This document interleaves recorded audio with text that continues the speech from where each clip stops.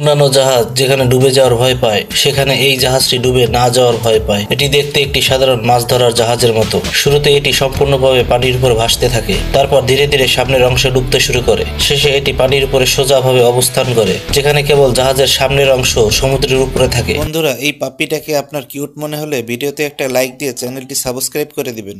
এর নাম হলো অ্যাপারেল ইনস্ট্রুমেন্ট প্ল্যাটফর্ম। এটি মূলত সমুদ্র বিজ্ঞান এবং সামুদ্রিক প্রাণী গবেষণার জন্য ব্যবহৃত হয়। কাজ করার সময় এটি পানি পৃষ্ঠের আমিক অবস্থা থেকে সোজা উলম্ব অবস্থায় চলে যায়। এই প্রক্রিয়াটি খুব সহজ। জাহাজে থাকা প্রেসার চেম্বার এটি নিয়ন্ত্রণ করে। জাহাজের ভিতর থেকে বিশেষ প্রক্রিয়ায় বাতাস বের করে দেওয়া হয়। এর ফলে সমুদ্রের পানি সহজে জাহাজে ঢুকে পড়ে এবং ধীরে ধীরে জাহাজটি ডুবে উলম্ব অবস্থায় চলে যায়। যদি আবার অনুভূমিক অবস্থায় ফিরিয়ে আনতে হয় তাহলে শুধু জাহাজে বাতাস পুনরায় পাম্প করিয়ে ঢুকিয়ে নিতে হয়। কিন্তু আপনি কি জানেন জাহাজটি যখন পানিতে সোজা হয়ে থাকে তখন সামনের অংশে থাকা ক্রুরা কিভাবে কাজ করে? আসলে ডিজাইনাররা এই বিষয়টি আগেই ভেবে রেখেছেন। জাহাজটি সোজা অবস্থায় থাকলেও ক্রুদের থাকার জন্য দুদিকেই উলম্বভাবে বিশেষ নকশা করা হয়েছে।